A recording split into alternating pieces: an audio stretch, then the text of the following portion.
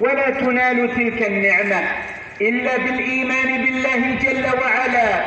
والعمل الصالح والبعد عن الذنوب والمعاصي، كما قال تعالى: وعد الله الذين آمنوا منكم وعملوا الصالحات ليستخلفنهم في الأرض كما استخلف الذين من قبلهم وليمكنن لهم دينهم الذي ارتضى لهم وليبدلنهم من بعد خوفهم أمنا يعبدونني لا يشركون بي شيئا ومن كفر بعد ذلك فأولئك هم الفاسقون. أيها الإخوة،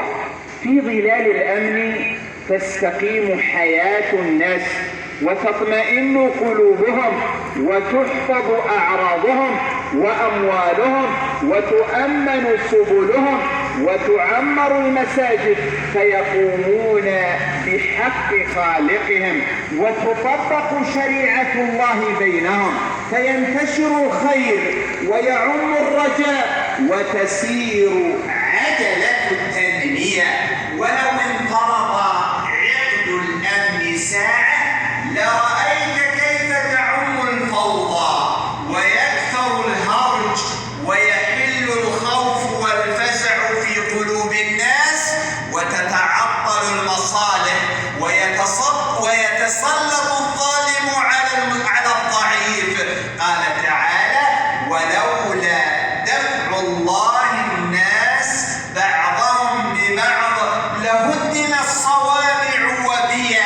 وصلوات ومساجد يذكر فيها اسم الله كثيرا ولينصرن الله من ينصره إن الله